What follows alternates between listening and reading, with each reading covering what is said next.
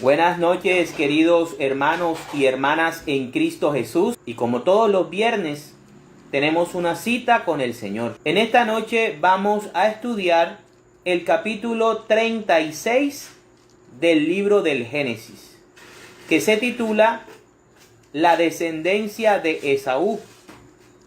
Recordemos que Esaú es el hijo mayor de el patriarca Isaac, que es hermano gemelo de el patriarca Jacob. Entonces, es importante que tengamos la Biblia a mano. Vamos a iniciar con la oración inicial. Vamos a invocar la presencia del Espíritu Santo en esta noche. Hoy vamos a tocar un tema dentro de los textos auxiliares. Vamos a hablar acerca del árbol de Navidad. ¿Cómo nosotros podemos identificar el árbol de Navidad con Cristo? ¿Cómo al tener en nuestro hogar un árbol de Navidad no significa que seamos paganos o que hayamos colocado cosas paganas sincretizándolas con el cristianismo? No. Vamos a ver hoy cómo desde la Biblia el árbol de Navidad tiene su simbología en Cristo, la vid verdadera, el árbol de la vida. Vamos entonces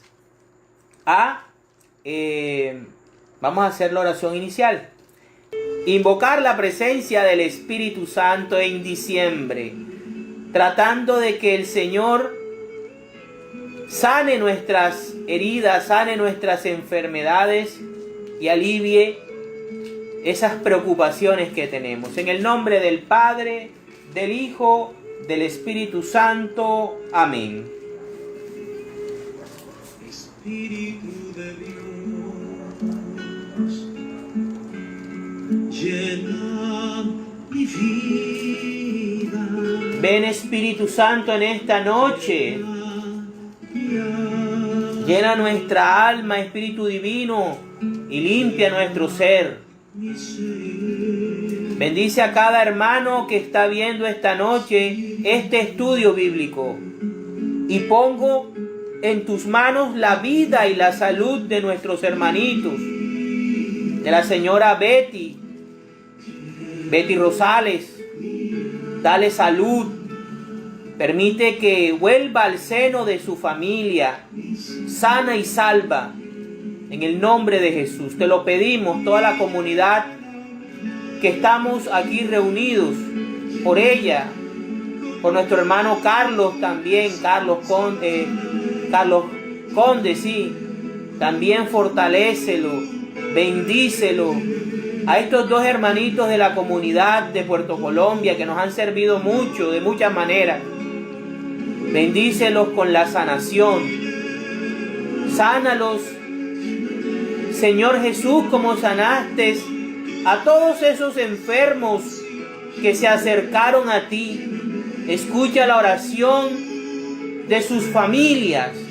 Escucha las súplicas de sus familiares, de su esposa, de sus hijos, de sus hermanos. Ven, Espíritu Santo, y alivia nuestras cargas.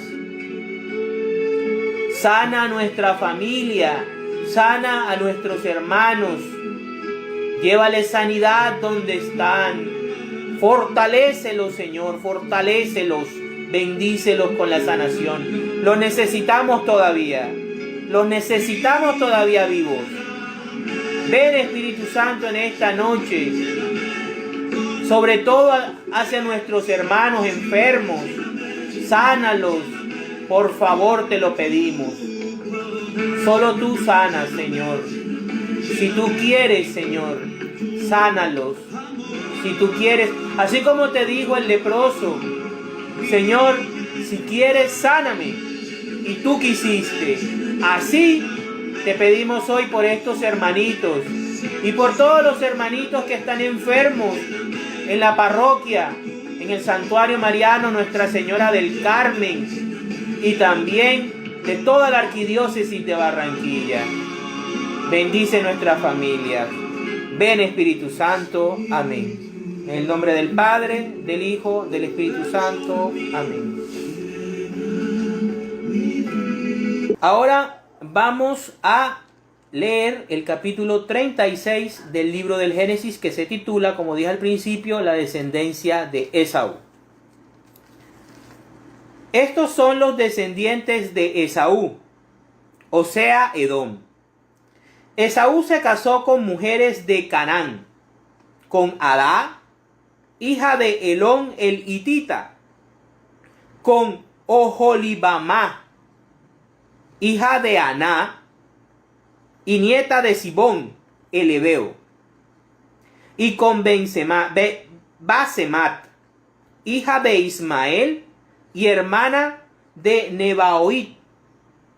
El hijo que Adá le dio a Esaú fue Elifaz.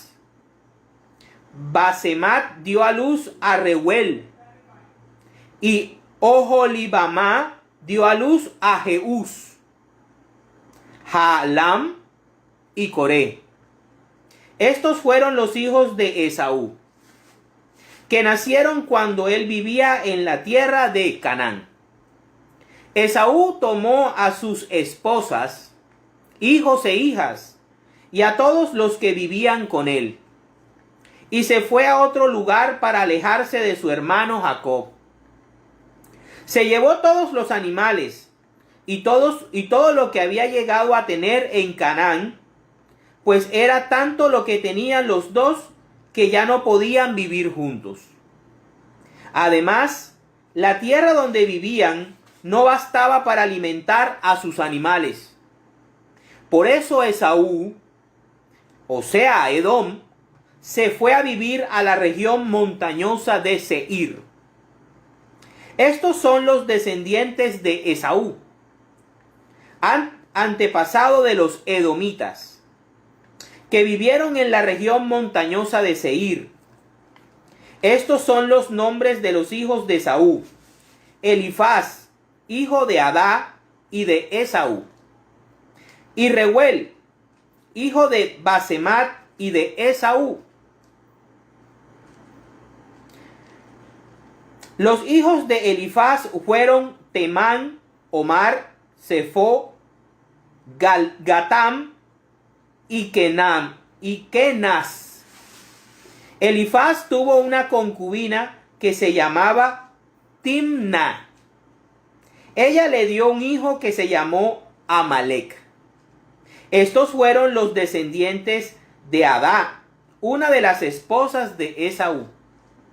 Los hijos de Reuel fueron Naa, Sera, Sama y Misa.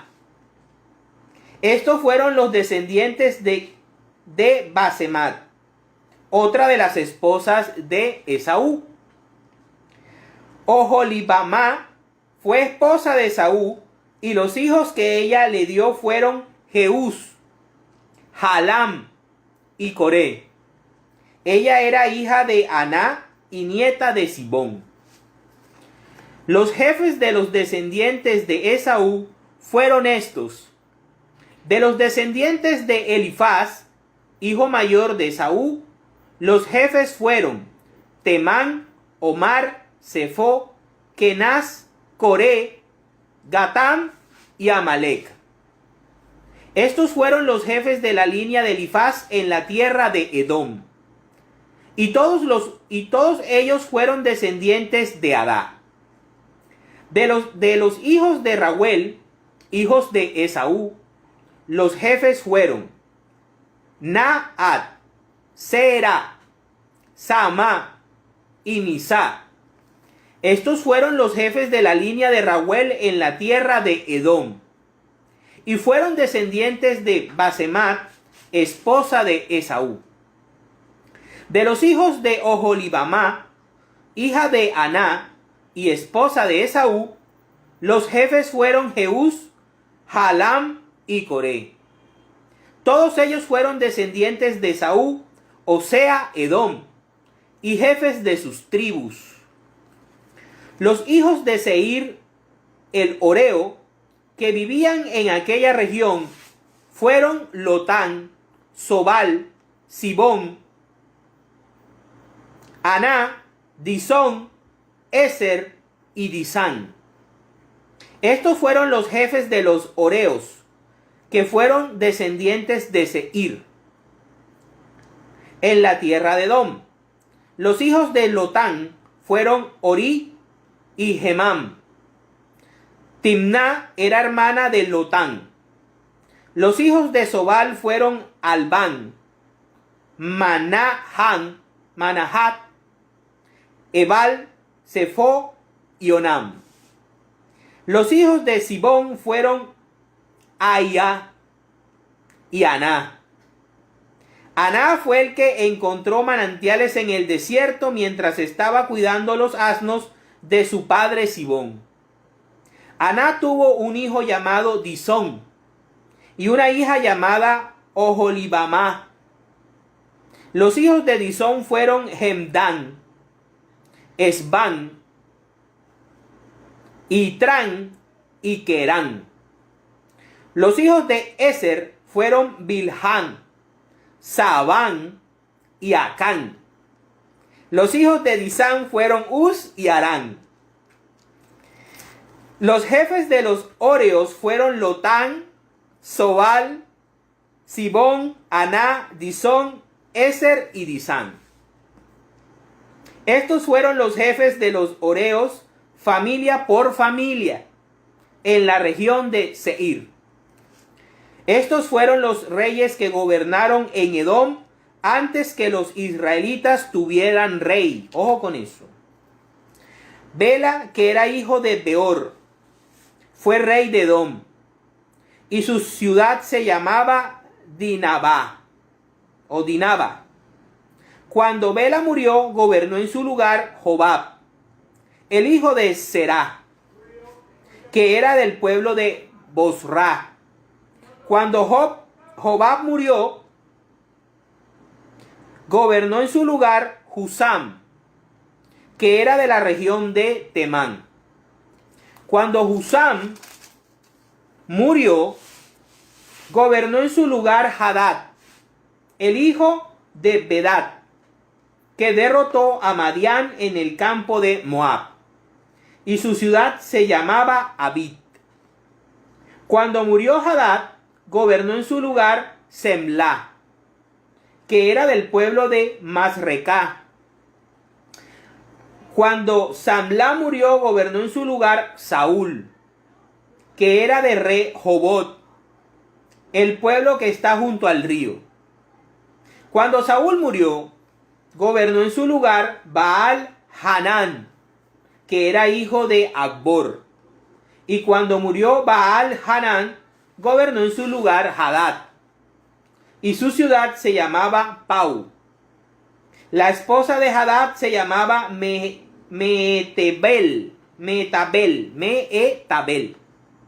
y era hija de Matred y nieta de Mesap.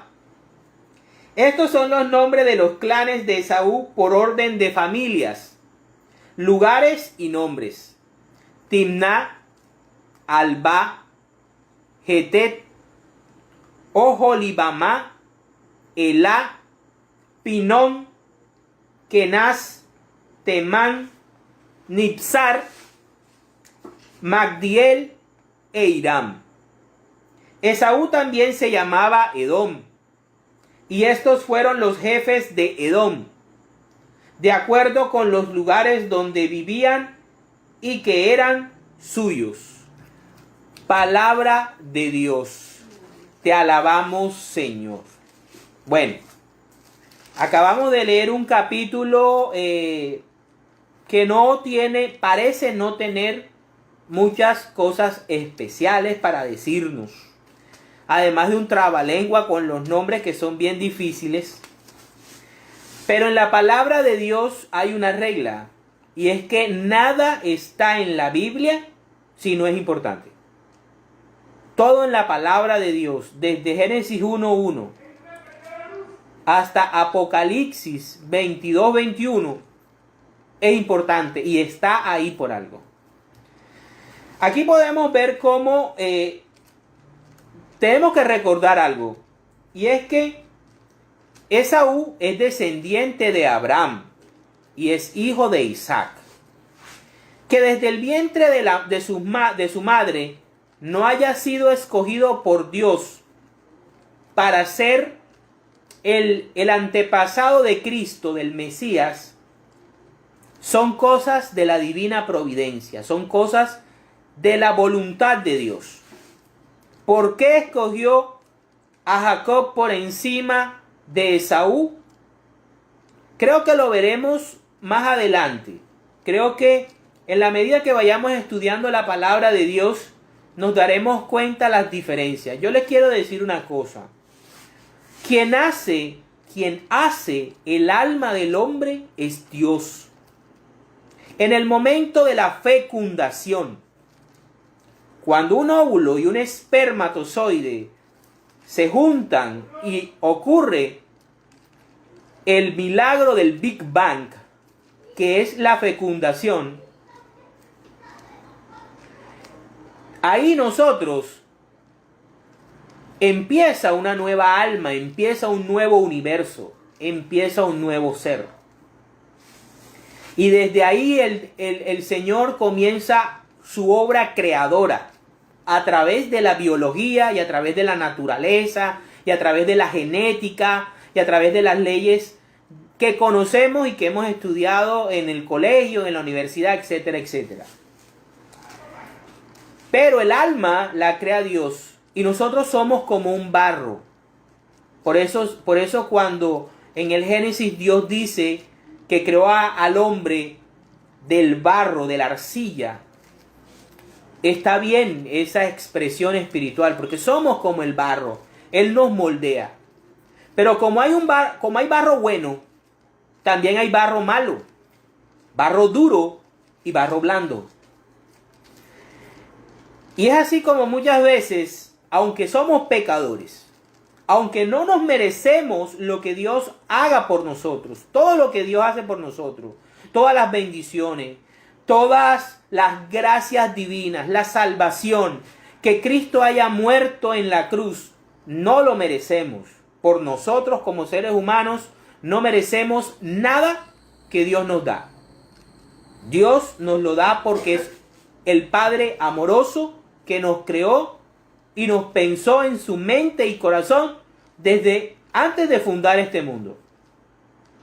Pero Dios conoce el alma humana. Por eso Jesús dice que los hombres ven la apariencia, pero Dios ve el corazón. Y a partir de ahí podemos identificar la diferencia entre el corazón de Esaú y la diferencia entre el corazón de Jacob. Aunque Jacob tenía sus mañas, aunque Jacob lo conocemos por engañador, y hasta donde llevamos estudiado, nos hemos dado cuenta que es un poquito cabezadura, porque Dios le dice, haz esto, y él termina haciendo otra cosa, y después suceden las desgracias. Vamos a darnos cuenta cómo lo que nace de Jacob, la forma como Jacob crece a lo largo de su vida hasta llegar a la ancianidad, es muy diferente a como es Edom, a como es Esaú. Aunque aquí podemos ver algo que nos dice el capítulo 36, y es como Esaú también ha ido cambiando de ese hombre salvaje, de ese hombre rústico, de ese hombre del momento. Primero que todo, en capítulos anteriores nos damos cuenta cómo perdona a su hermano y cómo la ausencia de su hermano le hizo tanto efecto, y también la obra de Dios en su corazón hace de que él perdone a Jacob, y cuando lo ve nuevamente lo abraza, lo besa y se pone a llorar. Y después lo invita a que vivan juntos, ¿verdad? Lo vimos en capítulos anteriores. Y aquí podemos ver cómo Esaú, dándose cuenta que ya su padre ha muerto, que ya su padre murió, él había dicho que él no mataba Jacob hasta que Isaac no muriera. Después que muriera Isaac, él se vengaba. Fíjense cómo estando en el sepelio de sus padres, de su padre, no pasa nada. Y ahora hace otro gesto de nobleza. Y es el hecho de que se aparta. Y algo muy importante, Dios no dejó de bendecir a Esaú. Fíjense que aquí nos dice que Esaú tenía mucha riqueza y que sus animales, sus hijos, sus esposas y sus hijas eran tantos que la tierra no le alcanzaba ni a él ni a Jacob para alimentarlos. Y él opta por irse de Canaán sabiendo de que la bendición Isaac se le había dado a Jacob. Por lo tanto, le pertenecía a Jacob la tierra prometida y el sacerdocio y el liderazgo de la familia. Pero Esaú había comprendido de que Dios lo había bendecido, pues como en lo que él le gustaba, en las cosas del mundo, en las cosas materiales, en la riqueza del hoy. Mientras que Jacob, aunque torpemente, estaba buscando las riquezas del futuro, las riquezas de la vida más allá de lo terrenal. Estaba todavía pendiente unirse más a Dios, pero Dios estaba con él. Recuerden, Israel, cuando le cambia el nombre y cuando le envía al ejército de ángeles, al campamento de ángeles, cuando no permite que ningún pueblo lo ataque. Dios está con Jacob, con Israel. Y Esaú entiende eso. Y es ahí cuando decide irse para Seir, que es una tierra montañosa. Lleva toda su riqueza, se lleva a sus mujeres y se lleva a sus hijos y a toda su riqueza y se aparta de Jacob, dejándole el camino libre a Jacob o a Israel para que se quede en Canaán, en la tierra prometida, que era la promesa de Dios que le había hecho a su abuelo Abraham y que había pasado a su padre Isaac, y que por medio de engaños Jacob le había robado la bendición. Pero pienso yo que más que todo es por el hecho de los designios divinos, es por el hecho de la providencia divina. Algo debemos aprender de nuestro amado y nuestro querido Dios y de nuestro poderosísimo Dios. Y recuerden algo, queridos hermanos y hermanas, todas las cosas están en manos de Dios. Todas las cosas, todo. Satanás no puede hacer nada si Dios no se lo permite y sin antes Dios saber que algo bueno va a sacar de ahí para ti y para mí.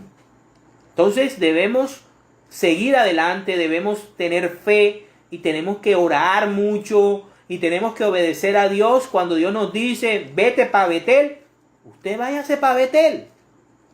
No se quede en Siquem. No se vaya para Belén Efrata. Quédese en Betel. ¿Sí? Ustedes entenderán cada uno en su vida lo que signifique o lo que está significando cuando Dios te está diciendo vete para Betel, allá quédate a vivir y hazme un altar. En la vida de cada uno de ustedes sabrán qué les está diciendo Dios. Aprendan a leer a Dios. Aprendan a oír a Dios.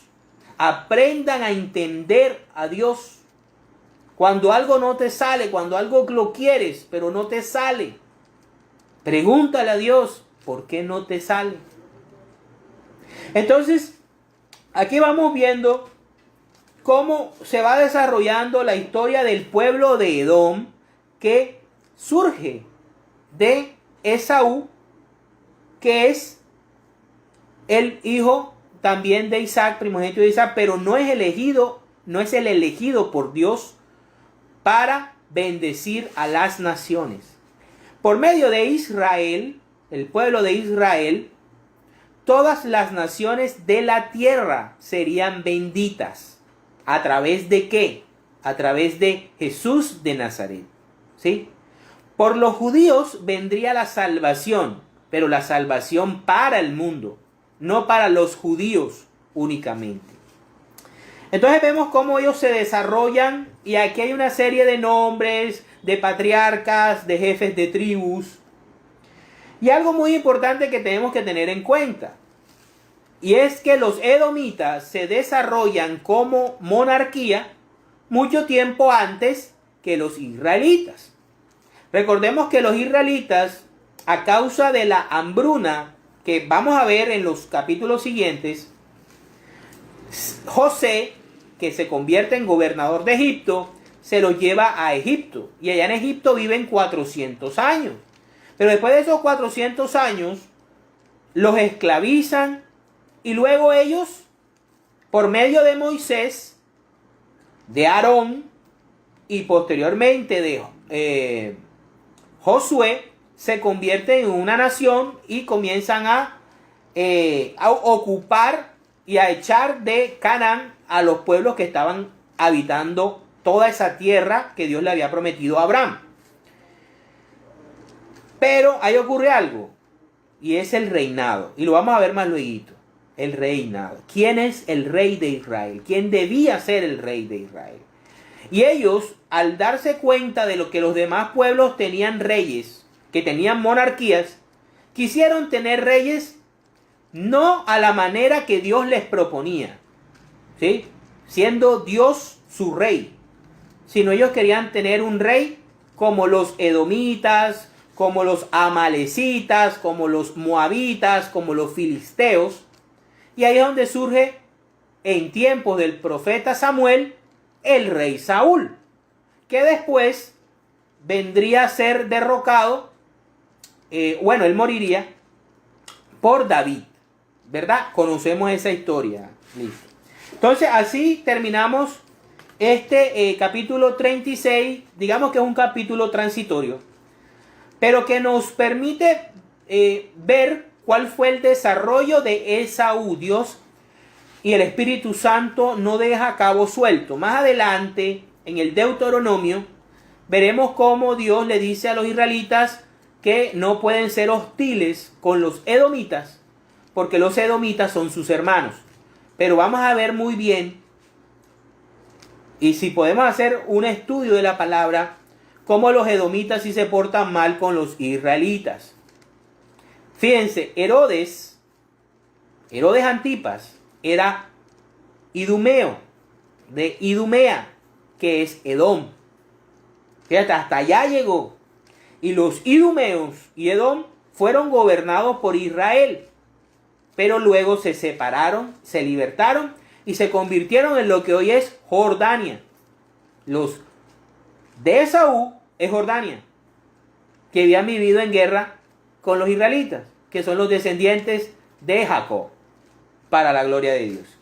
Bueno, esta noche, siendo 4 de diciembre, he querido traer un estudio que hemos venido desarrollando desde hace un año de manera, digamos, didáctica, pero que hoy hemos querido reforzar, y es cómo el árbol de Navidad representa a Jesucristo. Cómo cuando tú en Navidad tienes a un árbol de Navidad en tu casa, estás celebrando a Cristo. ¿Sí? Recordemos que en la creación Dios dijo que todas las cosas las había hecho buenas.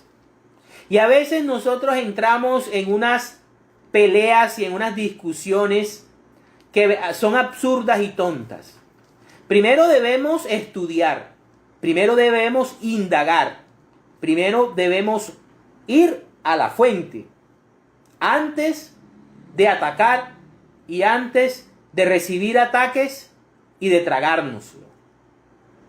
Todo lo que hace la Iglesia Católica es guiado por el Espíritu Santo. Obviamente que las cosas que se hacen mal, obviamente no, porque la Iglesia también está compuesta por pecadores. Somos pecadores. Desde el Papa Francisco, el Papa emérito Benedicto XVI, hacia abajo, hasta este servidor, que es el último de la fila, somos pecadores y fallamos. Pero aún así el Espíritu Santo obra en nosotros y obra por nosotros y para nuestro bienestar. ¿Verdad? Queda claro. Entonces vamos a ver qué significa cada parte del árbol de Navidad y qué simbología y qué representa de Cristo. La primera parte vamos a ver qué significa la estrella. Fíjense que la estrella, Jesús fue señalado hacia los reyes de Oriente, no reyes magos, reyes de Oriente, a través de la estrella, de una estrella, que más adelante nosotros conoceríamos como la estrella de Belén. ¿Sí? Es más, el escudo de Israel tiene la estrella de David, la estrella de David. ¿Sí? ¿Qué significa entonces la estrella en el árbol de Navidad? Vámonos al Evangelio de San Juan. Vámonos al Evangelio de San Juan, capítulo 18, versículo 36. San Juan, capítulo 18, versículos 36. Jesús le contestó: mi reino no es de este mundo. Si lo fuera, tendría gente a mi servicio, que pelearía para que yo no fuera entregado a los judíos. Pero mi reino no es de aquí. Le preguntó, palabra del Señor. Gloria a ti, Señor Jesús. La estrella representa a Cristo Rey. Cristo es la cúspide del cosmos. Por encima de Cristo solo está Papá Dios.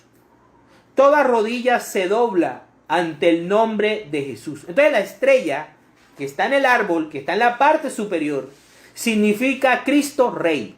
Cristo Rey del universo. Cristo el gobernador del cielo, de la tierra y aún del infierno. Eso representa la estrella que tú colocas en el árbol.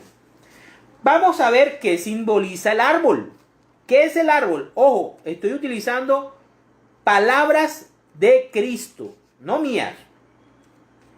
El mismo Jesús está diciendo, en el capítulo 18 dice que Él es rey y que Él no es rey de estos reinos terrenales. Su reino es superior y no está aquí. Por eso rezamos el Padre Nuestro, para que venga pronto. Vamos a ver qué es el árbol. El árbol de Navidad. ¿Qué representa? Vámonos a Juan 15. Juan 15, versículos del 1 al 6. Juan 15, versículos del 1 al 6. Dice: yo soy la vid. ¿Sí? Yo soy la vid. Soy la vid verdadera y mi Padre es el que la cultiva. ¿Un árbol qué es? Un árbol se cultiva. El árbol, la vid ¿qué es? Un árbol. Si una de mis ramas no da uvas, la corta Dios Padre.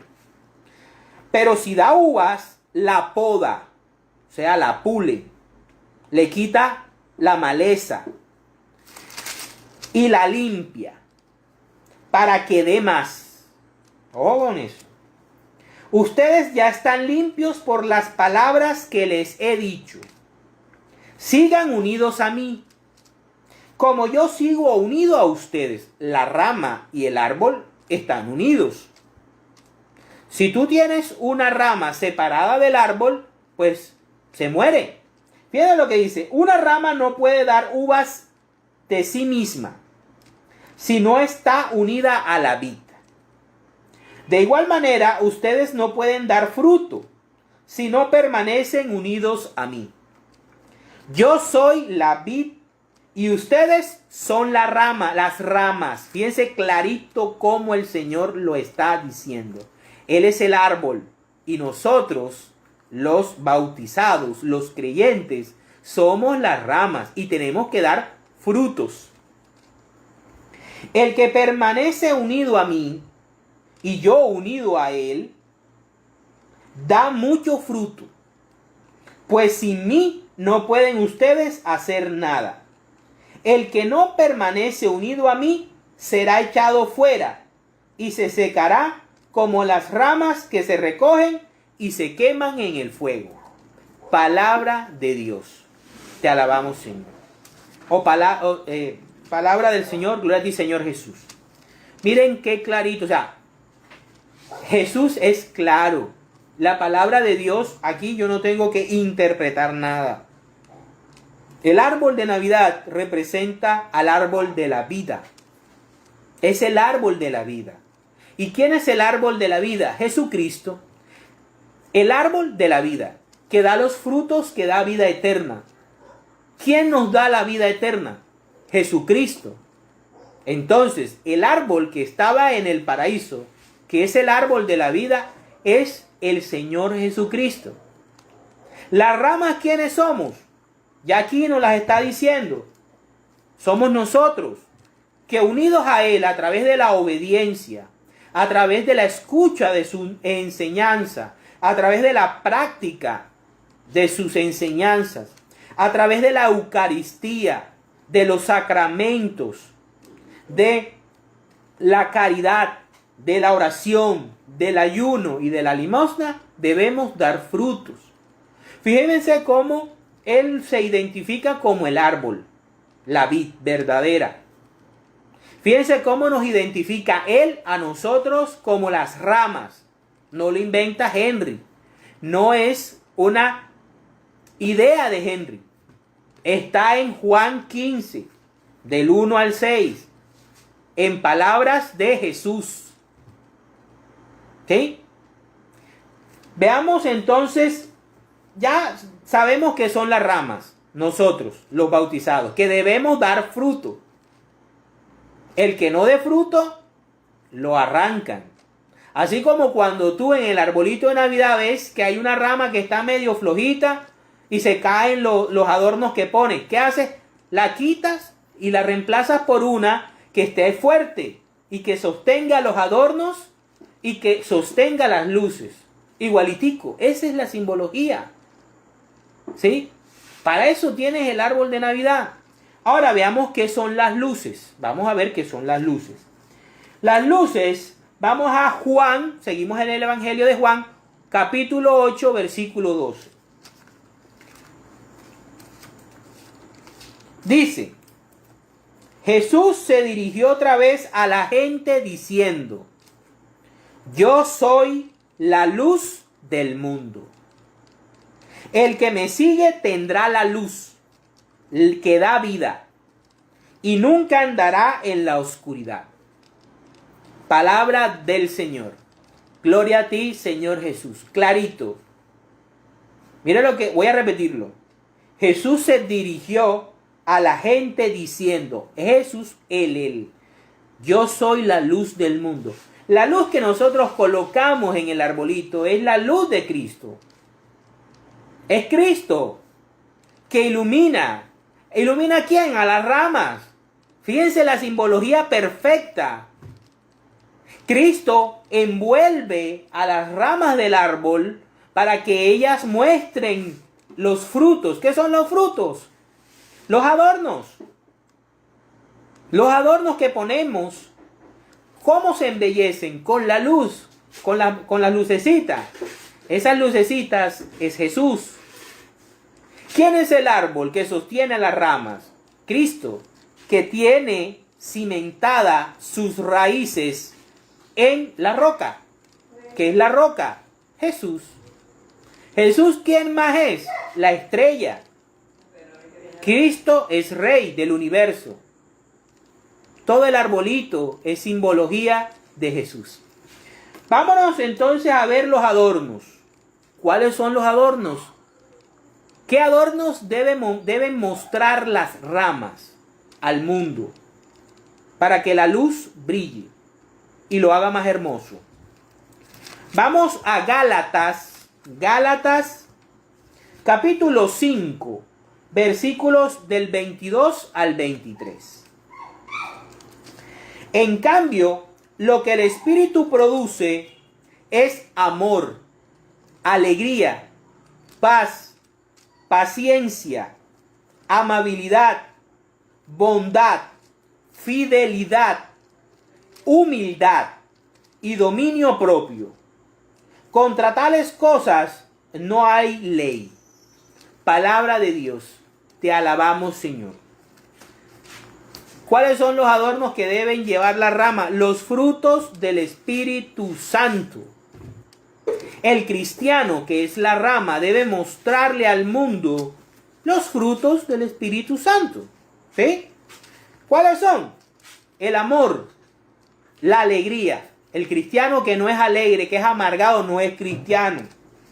La paz, pero no la paz que nosotros entendemos de parte de no tener conflicto, sino es estar en paz con Dios y estar en paz consigo mismo y con los demás.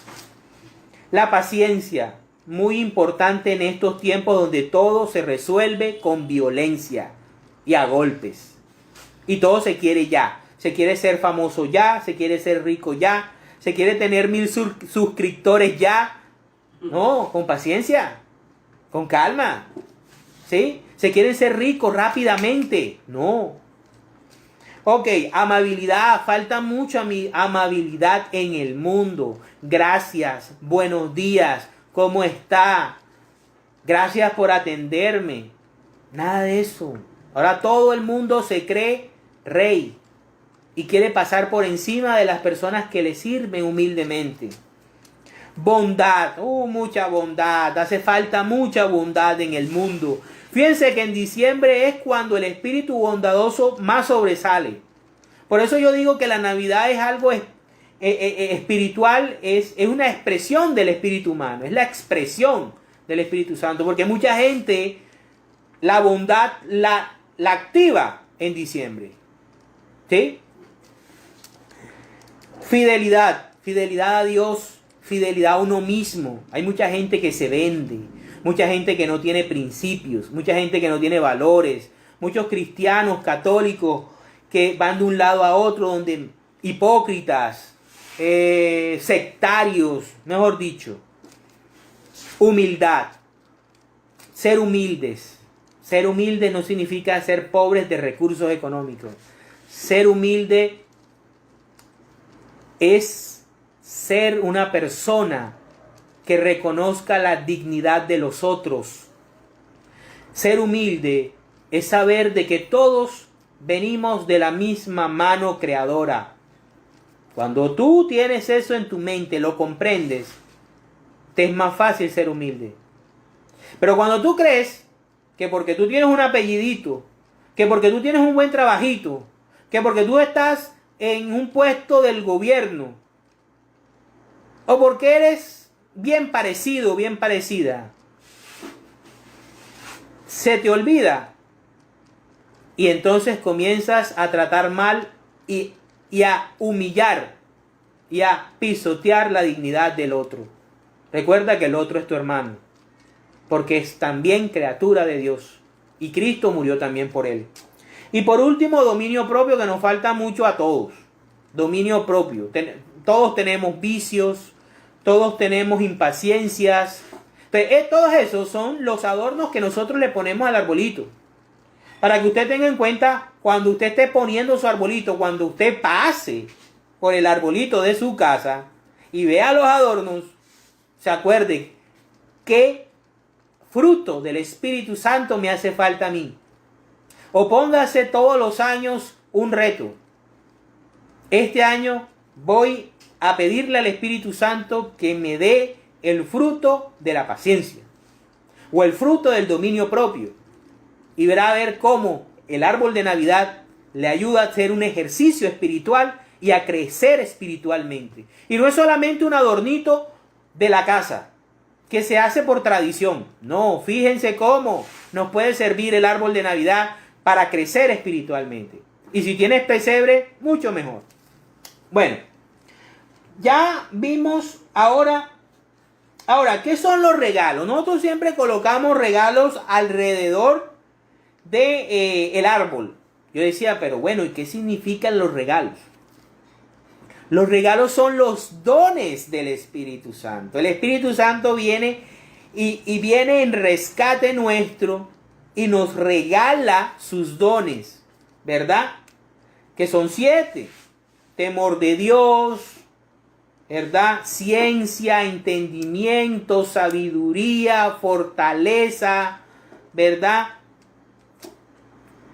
Me faltan 2, ¿sí? Me faltan 2.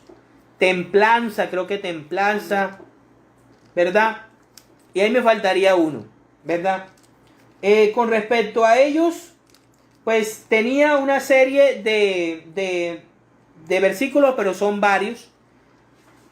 Vamos a leer por lo menos Primera de Corintios capítulo 1, versículo 24. Primera de Corintios. Dice, capítulo 1, versículo 24. Dice, pero para los que Dios ha llamado, sean judíos o griegos, este Mesías es el poder y la sabiduría de Dios. Sabiduría, recuerden también. Entonces ahí tenemos un don del Espíritu Santo.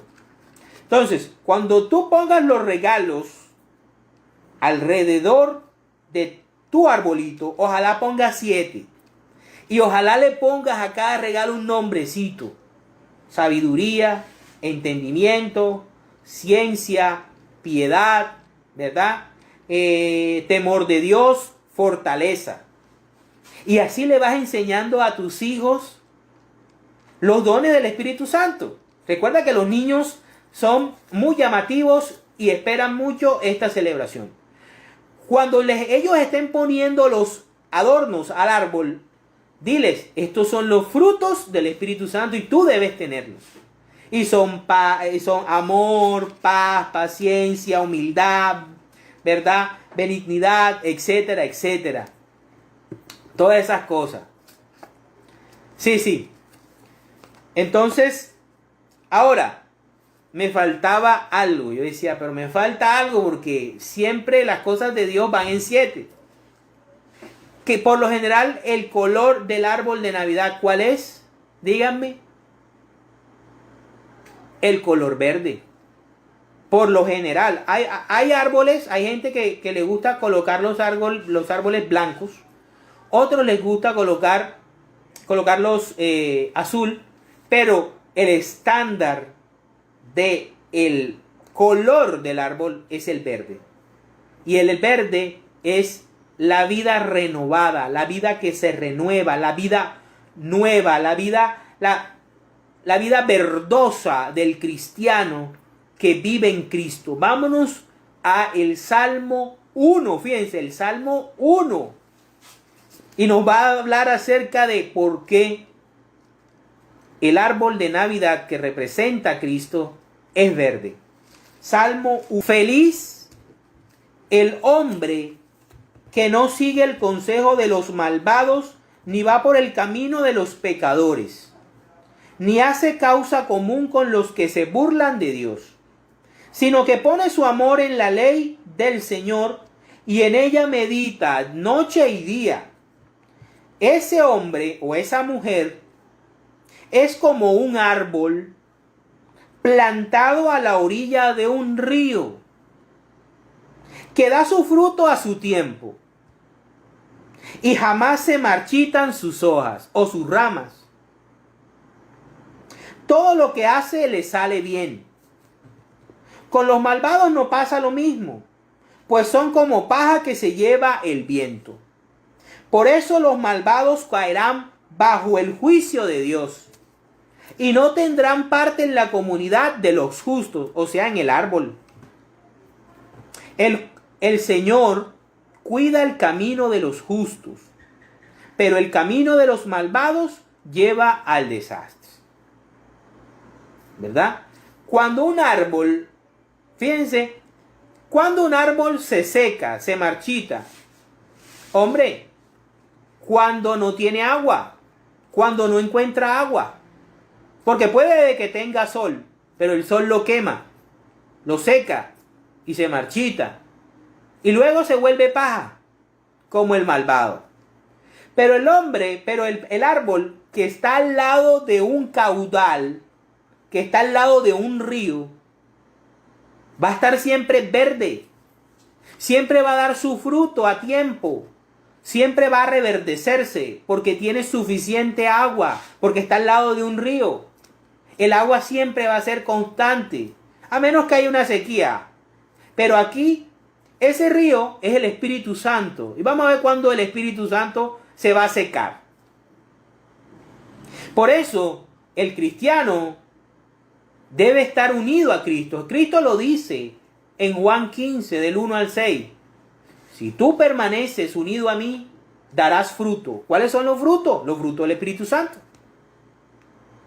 ¿Tenemos apoyo? Sí. Tenemos la luz de Cristo. Cristo nos gobierna. Cristo nos sostiene. Y el Espíritu Santo nos da sus regalos, que son sus dones. Así que el árbol de Navidad, querido hermano y hermana, en tu casa representa a Cristo. Y tú puedes catequizar a tus hijos con el árbol de Navidad, para la gloria de Dios. Vamos a hacer una oración especial por todos nuestros enfermitos. En el nombre del Padre, del Hijo, del Espíritu Santo. Amén. Señor Jesús, queremos darte gracias por esta noche, porque aún a pesar de todas las circunstancias difíciles de esta semana, del día, hemos estado aquí presentes para cumplirte, Señor. Porque tú te lo mereces. Tú te mereces todo. La gloria, la honra, la fuerza, el honor. Todo, Señor, te lo mereces tú. Porque tú nos lo das todo. Quiero pedirte en nombre de la comunidad de los creyentes de Puerto, por todos nuestros enfermitos. Porque visites esas camas y esos lugares donde ellos están, si están en sus casas. Los toques, Señor, y escuche la oración de esta comunidad, de este árbol que tú sostienes, Señor Jesús, y permitas que estos hermanitos vuelvan sanos y salvos a nuestras casas, a las casas de sus familiares. Te pedimos por el bingo de mañana, el bingo del santuario, porque todo salga bien, porque se hayan vendido todas las boletas y porque los que tú tengas designado ganar, ganen con alegría. Te damos gracias por este mes de diciembre y te pedimos, Señor, que bendigas a todas nuestras familias, que apartes la desgracia, la muerte, la tristeza, Señor, y al COVID-19 de cada uno de nuestros hogares. Te pedimos humildemente, Señor, unidos a ti como las ramas al árbol, que envíes a tus ángeles para que custodien nuestros hogares, para que el Espíritu Santo entre en nuestros hogares y tú seas rey, porque tú seas esa estrella que esté en cada uno de nuestros hogares. A ti, Madre Santa, siempre nos acompañas, siempre estás con nosotros, estás ahí, nos amas, nos cuidas la espalda, no permites que el demonio se acerque, ni permites que este espacio tenga inconvenientes. Gracias, Madre, te amamos muchísimo. Yo te amo mucho. Yo sé que todos los que escuchamos esto, te amamos. Te amamos mucho, Madre Santa. Padre nuestro que estás en el cielo, santificado sea tu nombre. Venga a nosotros tu reino y hágase, Señor, tu voluntad, aquí en la tierra como en el cielo. Danos hoy nuestro pan de cada día. Perdona nuestras ofensas, como también nosotros perdonamos a los que nos ofenden. No nos dejes caer en tentación, líbranos del maligno. Amén. Dios te salve María, llena eres de gracia, el Señor es contigo. Bendita eres entre todas las mujeres y bendito es el fruto de tu vientre Jesús. Santa María, Madre de Dios, ruega por nosotros pecadores, ahora y en la hora de nuestra muerte. Amén. Gloria al Padre, gloria al Hijo y gloria al Espíritu Santo, como era en un principio, ahora y siempre, por los siglos de los siglos. Amén. Viva la Iglesia Católica, la Iglesia que fundó Cristo.